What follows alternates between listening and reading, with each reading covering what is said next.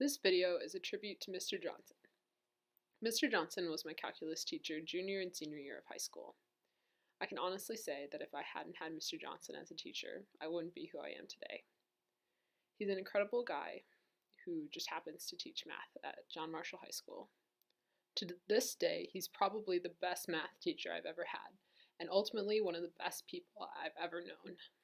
As I went through this class, everything we talked about seemed to relate to something that had happened in his classroom. So I'd like to take this final project opportunity to tell you about Mr. Johnson.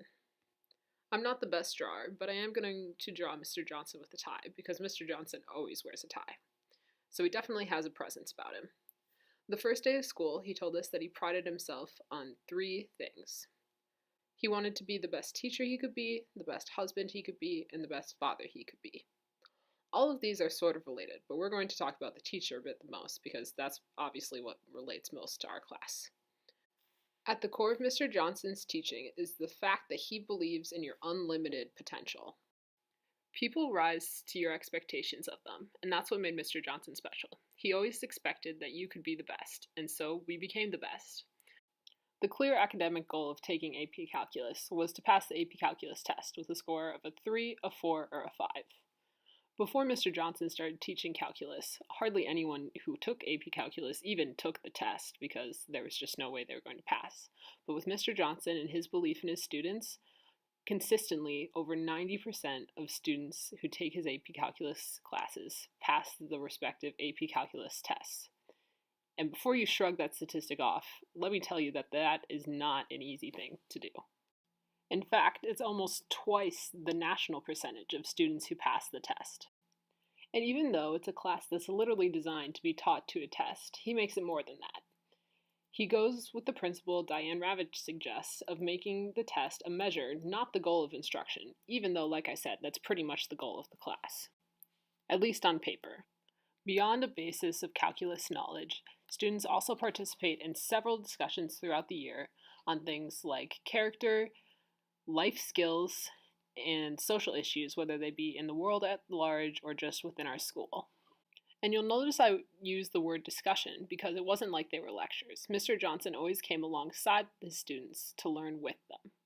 This is an idea that Michie hints at and Paulo Freire directly discusses as being a condition for true learning. Mr. Johnson builds relationships with his students. His classroom door is always open. They even have beanbags in there now. People come and sit in there so often. He eats lunch with his students and giving up his own time with his peers. In addition to giving up his lunchtime, he also gets to school as early as 5:30 a.m. for calculus study sessions. And it's not like he's in there alone. There's often so many people at the study sessions that people have to sit on the floor because there's not enough room in the classroom.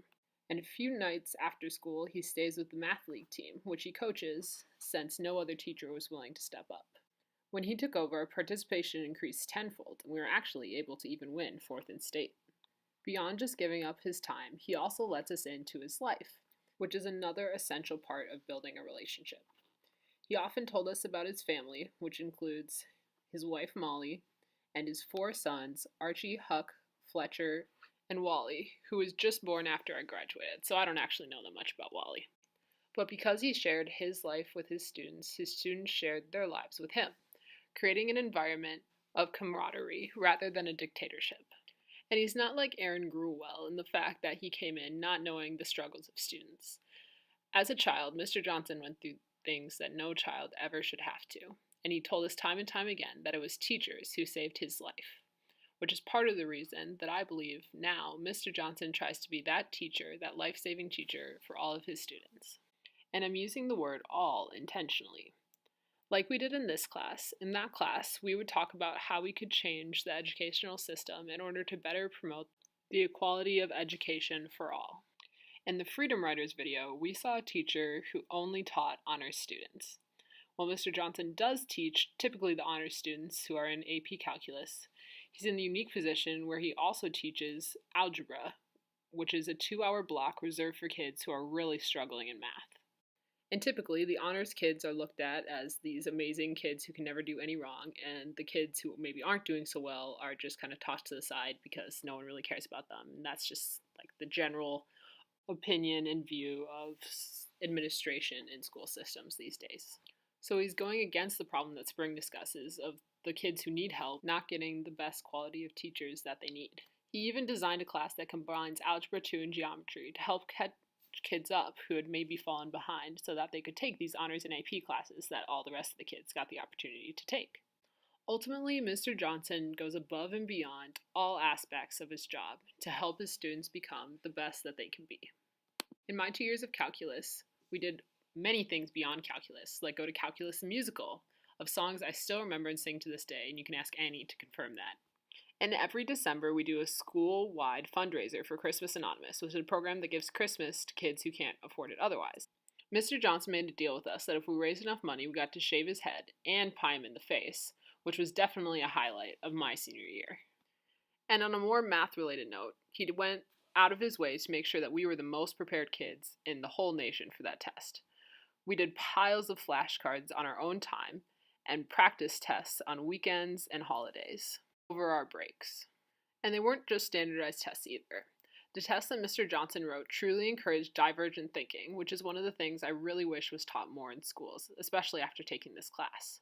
Almost none of his tests included any multiple choice, and most of them included things that we had never done in class, which in my opinion is what has allowed me to become a successful mathematician here at Knox.